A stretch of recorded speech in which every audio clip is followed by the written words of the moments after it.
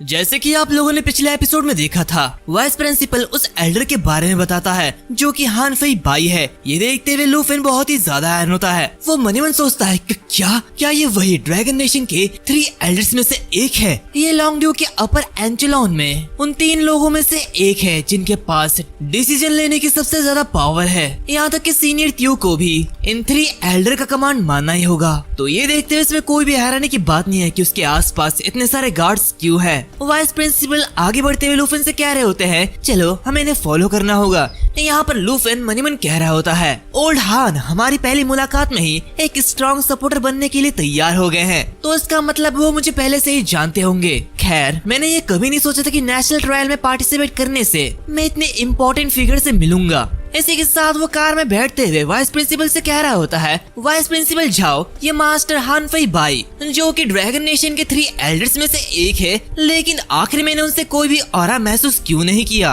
क्या इसका मतलब यह है कि मेरी लेवल कुछ ज्यादा ही लो है या फिर उन्होंने इसे अच्छी तरह से छिपाया है। ये सुनते हुए वाइस प्रिंसिपल हंसने लगते हैं और कह रहे होते हैं, अरे ऐसा कुछ भी नहीं है, ओल्ड हान कुछ भी नहीं छिपा रहा। असल में वो 40 के आसपास का शेफ है। लूफिन अपने मुंह को बहुत ही बड़ा करते हुए कह रहा होता है कि क्या ये तो असंभव है। वाइस प्रिंसिपल उससे कह रहे होते हैं, तुमने अभी जो रिएक्शन दिया मेरा भी बिल्कुल यही रिएक्शन था। हालांकि इस दुनिया में स्ट्रेंथ ये सबसे ऊपर है, लेकिन कभी कभी ये सिर्फ कॉम्बैट पावर तक सीमित नहीं होती। ड्रैगन नेशन के 3 एल्डर्स में से सिर्फ एक ही है जो कि कॉम्बैट प्रोफेशन में सबसे टॉप लेवल तक पहुँच पाया है, और ये बताया जाता है कि वो ऑलरेडी 5वें ईयर पर है, जहाँ पे जो दूसरे हैं उनके पास इनहेंसमेंट प्रोफेशन है जो कि छोटी मोटी कॉम्बैट पावर के साथ है, लेकिन उन्हें भी ड्रैगन नेशन के सबसे मजबूत या फिर कहूँ इम्पोर्टेंट पिलर के रूप में माना जाता है। और जैसा ही तुमने देखा होगा, उनके आसपास हमेशा काफी सारे बॉडीगार्ड्स रहते हैं, और वो 4 बॉडीगार्ड वो दी 4 लेजेंडरी स्वॉर्ड्स है। ऐसा कहा जाता है कि ये जो 4 इलाइट स्वॉर्ड्समैन हैं, ये उनके सबऑर्डिनेट्स थे जो कि अपने इच्छा से ही उन्हें फॉलो करना चाहते हैं। जहाँ पर ओल्ड हान की स्ट्रेंथ ये सच में ये एक अलग पहलू है। ये सब देखते हुए लूफिन मनी मन कह रहा होता है, ये अनइमेजिनेबल है। तीनों के तीनों एल्डर्स अपना असली रूप बाहर नहीं निकालते। कोई भी नहीं जानते कि आखिर वो तीनों असल में कितने शक्तिशाली है। एक के पास कॉम्बैट प्रोफेशन है और दूसरे के पास एनहांसमेंट प्रोफेशन, जहाँ पर ओल्ड हान वो एक लाइफ प्रोफेशन है। और ये तीनों के तीनों बिल्कुल भी सिंपल नहीं है। तभी वो ड्राइवर कहती है, रिप्रेजेंटेटिव हम यहाँ पर पहुँच चुके हैं। हम देखते हैं वो जिस जगह पर पहुँचते हैं वहाँ पर पहले से ही काफी ज्यादा भीड़ होती है और काफी सारे पेपराजीज उनका इंतजार कर रहे होते हैं, जिसमें से एक रिपोर्टर कह रहा होता है, देखो ड्रैगन नेशन का रिप्रेजेंटेटिव का कार आ चुका है। और इसी के साथ सभी के सभी लूफिन को घेर लेते हैं। वो सभी उसका इंटरव्यू लेने के लिए आए हुए होते हैं और सभी उससे रिक्वेस्ट कर रहे होते हैं, लेकिन लूफिन बॉडीगार्ड्स की वजह से आसानी से अंदर चले जाता है। इसी के साथ शाम हो जाती है और डिनर का टाइम चल रहा होता है, जहाँ पे लूफिन कह रहा होता है, आज तो काफी सारे रिपोर्टर्स होटल के एंट्रेंस में आ चुके हैं। बाहर इतनी ज्यादा भीड़ है कि मैं यहाँ से टहलने के लिए बाहर नहीं जा सकता। तो वाइस प्रिंसिपल उससे कह रहे होते हैं, अगर हम बाहर चले भी जाए तो देखने के लिए यहाँ पर कुछ भी नहीं है, तो बस होटल में ही रहो। लूफिन कहता है, वैसे वाइस प्रिंसिपल झाओ, क्या स्टार नेशन से वो चार्ल्स नहीं आया है? झाओ कहता है, स्टार नेशन वो हमेशा से ही ऐसा ही है, कंपटीशन से पहले वो कभी भी दिखाई नहीं देते हैं। तभी लूफिन देखता है कि उसके सामने वाले टेबल पर चेनहान बैठा हुआ है। तभी चेनहान भी उसे बहुत ही बुरी तरीके से देखने लगता है। तभी वहाँ पर एक पर्सन कह रहा होता है, अरे देखो क्या ये ओल्ड हान है? मैंने उम्मीद नहीं की थी कि इस साल के सुपरवाइजर तुम होने वाले हो। हम देखते हैं ओल्ड हान वहाँ पे आते हैं, जो कि देखते सभी लोग काफी ज्यादा खुश हो रहे होते हैं। वो आदमी तुरंत ओल्ड हान के पास जाता है और इसे हाथ मिलाते हुए कह रहा होता है, मैं जिन जायान हूँ। मैं ना सिर्फ ताइक्वी नेशन का सुपरवाइजर हूँ, बल्कि मैं इस साल के होने वाले नेशनल ट्रायल के लिए जिम्मेदार इंसान भी हूँ। सभी लोग ओल्ड हान के बारे में कह रहे होते हैं। तभी जो ओल्ड हान है वो लूफिन के सामने आते हुए खड़े हो जाते हैं, जो कि देखते हुए सभी लोग कह रहे होते हैं, हे भगवान, ऐसा लग रहा है कि ड्रैगन नेशन इस साल पूरी ताकत से आगे बढ़ रहा है। यहाँ पर लूफिन ओल्ड हान को देखते हुए कह रहा होता है, ओल्ड हान प्लीज यहाँ पर बैठ जाइए। लूफिन को देखते हुए ओल्ड हान काफी ज्यादा खुश होते हैं और वो कह रहे होते हैं, लूफिन तो हम फिर से मिल गए। तभी ताइक्वी नेशन का रिप्रेजेंटेटिव जोर से चिल्लाते हुए कह रहा होता है, क्योंकि सभी लोग यहाँ पर आ चुके हैं तो चलिए आज रात की बैंक्वेट को शुरू करते हैं। हम देखते हैं कि वहाँ पर इस साल हर जगह से काफी सारे रिप्रेजेंटेटिव आए हुए होते हैं और वो सभी खाने का इंतजार कर रहे होते हैं। खाना उनके टेबल पर रख भी दिया जाता है, जहाँ पर दूसरी तरफ झाओ लूफिन से कहते हैं, वैसे मुझे तुम्हें कुछ बताना है। हम ड्रैगन नेशन के खाने के आदी हो चुके हैं, लेकिन ताइक्वी नेशन में तुम्हें खाने को लेकर थोड़ा सा सावधान रहना होगा, तो इसलिए होस्ट की बेइज्जती मत करना। तो उसकी बातें सुनते हुए लूफिन थोड़ा सा हैरान होता है और जैसे ही खाने का ढक्कन हटाया जाता है सभी लोगों के चेहरे का रंग उड़ जाता है। लूफिन उदास होते हुए कहता है कि क्या ये आज का खाना है? इसी के साथ हम उस खाने को देखते हैं। खैर मुझे तो ये सही लग रहा है, ये इतना भी ज्यादा खराब तो नहीं। ओल्ड हान कह रहे होते हैं, अरे यार ताइक्वी नेशन का रिसोर्स ये थोड़ा सा पुअर है, मिनरल्स के अलावा यहाँ पर ज्यादा कुछ डेवलप नहीं हुआ है। खैर खाना अच्छा ही है, हमें इसे खा लेना चाहिए। दूसरी तरफ लूफिन का चेहरा एकदम उड़ा हुआ होता है। वो मनी मन कहता है, ये खाना ये काफी ज्यादा खराब लग रहा है। मुझे अब अपनी आंटी की याद आ रही है। भले वो खाना नॉर्मल तरीके से बनाती हो, लेकिन इससे तो बेहतर ही था। तभी उसे याद आता है कि उसके लगेज में आंटी के हाथों का बनाया हुआ खाना अभी भी पैक है। तभी हम एक आदमी को देखते हैं जो कि काफी गुस्सा होते हुए चैन हान से कहता है, ये इतना कम खाना है और इसका स्वाद तो बहुत ही बुरा है। मेहमान नवाजी का ये क्या तरीका है? तभी उसका साथी कह रहा होता है, आंद्रे अपने आप पर कंट्रोल करो। हम देखते हैं ये वही पर्सन है आंद्रे जिसे हमने पिछले एपिसोड में देखा था। तो चैन हान उससे कह रहा होता है, अगर तुम खाना नहीं खाना चाहते हो तो जाओ और भूख से मरो। वैसे भी बारबेरियंस अच्छा खाना नहीं जानते हैं। ये सुनते हुए आंद्रे काफी ज्यादा गुस्सा होता है। वो उससे कहता है, ये तुम क्या कह रहे हो? जरा जोर से कहो। ये कहते हुए वो खड़ा हो जाता है और उससे कहता है, दोबारा कहो तुमने क्या कहा था? जहाँ पर दोनों ही अपने अपने पावर को अनलीश करते हैं। ये देखते हुए वहाँ पर वही रिप्रेजेंटेटिव आते हैं और उससे कह रहे होते हैं, चैंग हान अभी के लिए शांत हो जाओ, नेशनल ट्रायल ये अभी तक स्टार्ट नहीं हुआ है। जहाँ पर दूसरी तरफ वो दूसरा पर्सन कह रहा होता है, आंद्रे शांत हो जाओ। तो आंद्रे चिल्लाते हुए चैंग हान से कह रहा होता है, लड़के क्या तुम्हारा नाम चैंग हान है? नेशनल ट्रायल में तुम मुझे दिख मत जाना, नहीं तो तेरी ऐसी बैंड बजाऊंगा कि जिंदगी भर याद करेगा। चैंग हान गुस्से से कहता है, तुम बस फेंकना जानते हो और कुछ नहीं। ये देखते हुए आंद्रे वहाँ से निकल पड़ता है, जो कि देखते उसका साथी कहता है, हे आंद्रे आखिर तुम कहाँ जा रहे हो? वापस आके बैठ जाओ। तो आंद्रे कहता है, मैं इस बेकार से खाने को छोड़कर जा रहा हूँ, मेरी प्लेट उठा के वहाँ से फेंक दो। तभी अचानक से उसे एक अच्छी खुशबू आती है। वो देखता है कि ओल्डहान के सामने काफी अच्छा खाना रखा हुआ है, जहाँ पर ओल्डहान कह रहा होता है, वाह इसका टेस्ट तो बुरा नहीं है। हम देखते हैं लूफिन आंटी का दिया हुआ खाना बाहर निकालता है, जो कि देखते हुए वाइस प्रिंसिपल जो कह रहे होते हैं, तुम इतना सारा खाना यहाँ पर क्यों लेके आए हो? तो लूफिन कह रहा होता है, मेरी आंटी ने इसे पैक कर दिया था, उन्हें चिंता थी कि मैं ताइक्वी नेशन का खाना खा पाऊंगा या नहीं, इस वजह से उन्होंने मुझे इतना सारा खाना दे दिया। तभी वो देखता है कि आंद्रे उसकी तरफ ही देख रहा होता है, जो कि देखते हुए वो कहता है, हे क्या तुम साथ में खाना चाहते हो? ये सो कॉल्ड स्टेट बैंकेट से तो काफी ज्यादा बेहतर है। आंद्रे एक मोमो को उठाते हुए लूफिन को थैंक यू कहता है और इसी के साथ जैसे ही वो उसे बाइट करता है वैसे ही उसके मन में वोल्केनो फूटने लगते हैं, क्योंकि ये काफी ज्यादा स्वादिष्ट होता है। वो कहता है, ये बहुत ही ज्यादा डिलीशियस और इसकी खुशबू तो और भी ज्यादा अच्छी है। तभी लूफिन उससे कह रहा होता है, यहाँ पर खड़े होकर खाने की कोई भी जरूरत नहीं है, तुम बैठ जाओ और हमारे साथ में खाओ। इसी के साथ लूफिन बाकी लोगों से भी कह रहा होता है, वाइस प्रिंसिपल झाओ और एल्डर हान आखिर आप लोग क्या कर रहे हैं? चलो चलो जल्दी से ट्राई करो। तो ये सुनते हुए एल्डर हान कह रहे होते हैं, अगर ऐसा ही है तो हम इसे मना नहीं कर सकते हैं। जहाँ पर उनका खाना देखते हुए सभी लोगों के मुंह पे पानी आ रहा होता है। यहाँ पर चैंग हान ये देखते हुए काफी ज्यादा गुस्सा हो रहा होता है। दूसरी तरफ बाकी सभी लोग कहते हैं, ये तो बहुत ही अच्छा स्मेल कर रहा है। यहाँ पर वाइस प्रिंसिपल झाओ और खाना लेते हुए कह रहे होते हैं, लूफिन तुम्हारी आंटी तो काफी अच्छा खाना बनाती है, वो सच में एन्चांटेड चीफ की टाइटल को डिजर्व करती है। दूसरी तरफ चैंग हान गुस्से से आग बबूला हो रहा होता है। तभी वो दूसरा पर्सन उसे रोकते हुए कह रहा होता है, शांत हो जाओ। इसी के साथ वो सबके सामने जाता है और कहता है, सभी लोग ध्यान से मेरी बातें सुनो।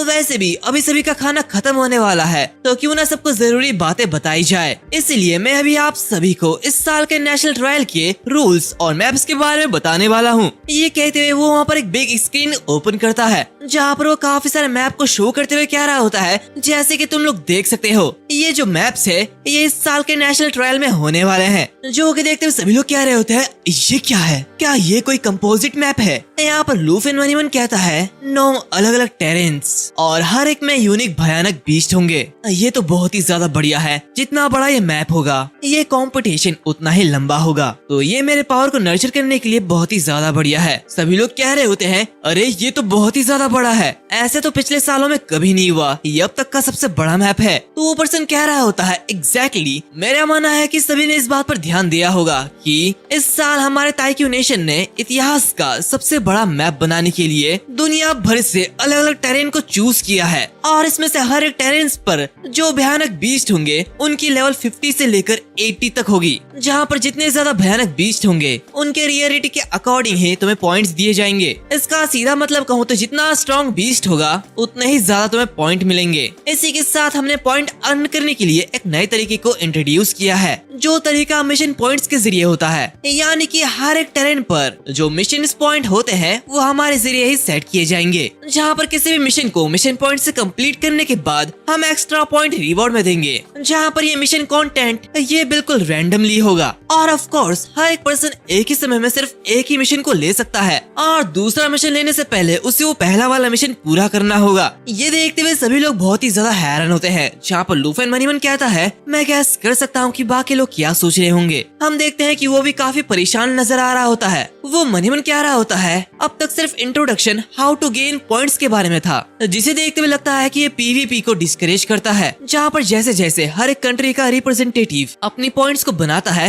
वैसे ही उनको मारकर उनका सारा पॉइंट चुरा लेना ये किसी का असली प्लान बन जाएगा। एल्डर हान वहाँ पर कह रहे होते हैं ये तो बहुत ही ज्यादा इंटरेस्टिंग है। तभी हम वहाँ पर एक पर्सन को देखते हैं जिसके गले पर एक सफेद सांप होता है, जहाँ पर वो कहता है हम रूल्स को समझ रहे हैं, लेकिन इस मैप पर जो स्कल का सिंबल है आखिर इसका मतलब क्या है। तो वो पर्सन कह रहा होता है बहुत ही अच्छा, ये जो सिंबल है ये और एक नए रूल को रिप्रेजेंट करता है, दी डार्क टावर। ये सुनते हुए वो पर्सन कहता है क्या डार्क टावर। वो पर्सन कहता है हर एक टेरेन में एक डार्क टावर होगा जो कि रैंडमली मूव करेगा, जहाँ पर हर टावर में हिस्ट्री के एंशिएंट बीस्ट की एक रियल आर्मी मौजूद है, जिन्हें उनके commander the demon of the 9 रियल्म्स के जरिए लीड किया जा रहा है। ये सुनते हुए सभी लोग घबरा जाते हैं। वो लोग कह रहे थे क्या the demon of the 9 realm, वो डीमन जिसने आपके ताइक्यू नेशन को डिस्ट्रॉय कर दिया था, क्या वो भी इस नेशनल ट्रायल में है। तो और एक पर्सन कहता है क्या तुम मजाक कर रहे हो, ऐसा सच नहीं हो सकता। तो और एक पर्सन कहता है ये तो पागलपन है।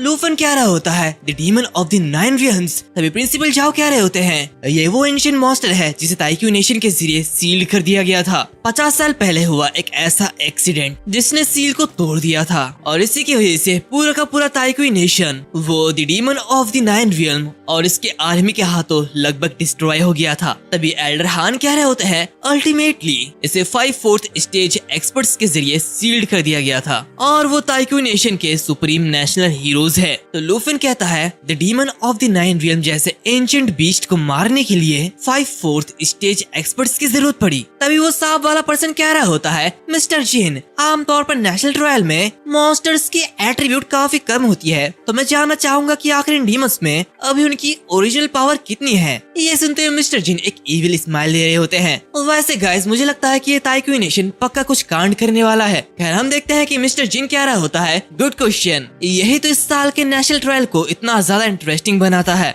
यानी कि the demon of the 9 tales वो इस ट्रायल में अपने फुल्ली अनसील्ड ओरिजिनल फॉर्म में होगा, कम्प्लीटली अनवीकेंड। यहाँ तक कि ये डार्क टावर के जो बीस्ट है ये वैसे ही है जैसे कि वो अपने ओरिजिनल फॉर्म में थे। ये सुनते ही सबकी फट जाती है, सभी लोग काफी ज्यादा कंफ्यूज हो रहे होते हैं आखिर ये क्या हो रहा है, ये तो सरासर गलत है। सबके वहाँ पर पसीने छूट रहे होते हैं। वो लोग कह रहे होते हैं ये तो बहुत ही ज्यादा भयानक है, क्या होगा कि अगर वो लोग उस ट्रायल से बच के भाग निकले और सिटी पर अटैक कर दे। तो और एक बंदा कह रहा होता है ऐसा लगता है कि हमारी फील्डिंग तो शादी से पहले ही सेट है, वहाँ पर सबकी फटी पड़ी हुई होती है। एक पर्सन घबराते हुए कह रहा होता है हमारे लिए लेवल 60 पर इस ट्रायल को करने के लिए कम से कम 10 लोगों की टीम होनी चाहिए, लेकिन यहाँ पर 23 रिप्रेजेंटेटिव है जो कि एक दूसरे के अगेंस्ट हैं, तो इसका मतलब 10 लोगों की टीम बनाना ये तो इम्पॉसिबल है। तभी लूफिन अपना हाथ खड़ा करते हुए कह रहा होता है मिस्टर जिन क्या मैं कुछ पूछ सकता हूँ, क्या 9 रियल्म के डीमन को हराने से बहुत ही ज्यादा पॉइंट मिलेंगे। ये देखते हुए वही सपेरा कह रहा होता है ड्रैगन नेशन के रिप्रेजेंटेटिव इस डिजाइन का पर्पस पार्टिसिपेंट पर दबाव डालना है, ये बेहद खतरनाक है, ये कोई कल्टीवेशन के लिए नहीं है। मिस्टर जिन कह रहे होते हैं चाहे तुम सचमुच एक्साइटेड हो या फिर माहौल को ठंडा करना चाहते हो, लेकिन एक चीफ कोऑर्डिनेटर होने के नाते मैं तुम्हें आंसर दूंगा। इस ट्रायल पर जितने भी बीस्ट है उनके अपने अपने पॉइंट है, जहाँ पर अगर तुम इस 9 रियल्म के डीमन को मारते हो तो हाँ तुम्हें पॉइंट मिलेंगे, बल्कि बहुत ही ज्यादा पॉइंट मिलेंगे। वेल अगर किसी के पास कोई क्वेश्चन नहीं है तो इसे यहीं पर खत्म करते हैं। आप सभी का यहाँ पर आने के लिए थैंक यू। तो उसकी ये बातें सुनते हुए वहाँ के रिप्रेजेंटेटिव वहाँ से जाने लगते हैं। वो लोग कहते हैं अब सांस में सांस आई। यहाँ पर एल्डर हान कहते हैं वाइस प्रिंसिपल जाओ और रिप्रेजेंटेटिव लियू तुम दोनों जाओ और अपने रूम में आराम करो, हम कल मिलते हैं। इसी के साथ वो अपनी बॉडीगार्ड के साथ वहाँ से निकल जाता है, जहाँ पर वो आगे बढ़ते हुए कह रहा होता है 9 रियल्म का डीमन और इसका पॉइंट। मैं सच में लूफेन की परफॉर्मेंस के लिए काफी ज्यादा एक्साइटेड हूँ। इसी के कुछ देर बाद हम देखता है कि लूफेन अपने रूम में लेट जाता है, लेकिन वो कुछ सोच रहा होता है। रियल एंशिएंट बीस्ट, 9 टेरेंस के अजीब मैप और ओपोनेंट को मारकर उनके पॉइंट्स को स्टील करने का परमिशन। मुझे चार्ल्स पर यकीन नहीं है, लेकिन चांगहान वो कुछ न कुछ जरूर करेगा। जहाँ पर उसके फोन में एक नोटिफिकेशन आता है और उसे रैंकिंग दिखाई जाती है, जहाँ पर वो देखता है कि टियर 0 में चार्ल्स और आंद्रे है,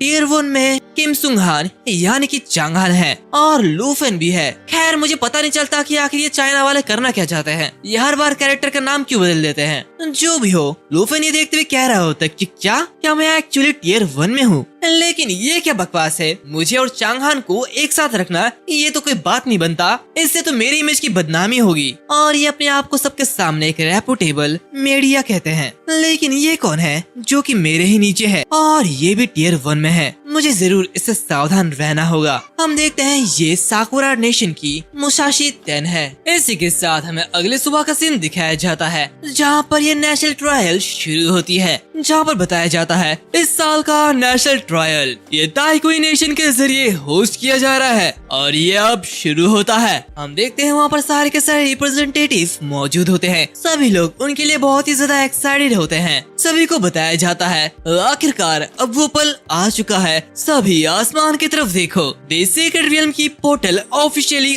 ओपन हो चुकी है। हम देखते हैं आसमान में एक पोर्टल ओपन होता है जो कि सभी को अपनी ओर खींच लेता है। हम लूफेन को देखते हैं जो कि मन ही मन कहता है सब कुछ तैयार हो चुका है, तो प्लीज अगर हो सके तो मुझे स्पायर के पास टेलीपोर्ट करो। तो चलो इसे शुरू करते हैं। ये कहते हुए वो एक इविल स्माइल देता है। इसी के साथ सीन चेंज होता है। हम वाइफूस की टीम को देखते हैं जो कि लूफेन का ही मैच देख रहे होते हैं। यहाँ पर अगर हम आंटी हान को देखें, अरे मैं तो बहक गया। वेल हम देखते हैं लूफेन को जानने वाले जो भी लोग हैं वो सभी नेशनल ट्रायल को टेलीविजन पर देख रहे होते हैं। ऐसा कोई भी नहीं है जो कि ये मैच नहीं देख रहा है। सभी लोग बस ये जानना चाहते हैं कि आखिर इस नेशनल ट्रायल को कौन जीतेगा, आखिर कौन होगा वो नंबर 1 जो कि सबसे ताकतवर होगा, क्या वो लूफेन होगा। वेल ये तो हमें आगे ही पता चलेगा। हम देखते हैं लूफेन सीक्रेट रियल में एंटर कर चुका है, जहाँ पर वो एक बर्फीले जगह पर होता है। ये देखते हुए वो मन ही मन कहता है ये टेरेन मैं इसे बहुत ही अच्छी तरीके से जानता हूँ, ये तो वही फार नॉर्थ का मैप है। हम देखते हैं इस रियल्म का नेम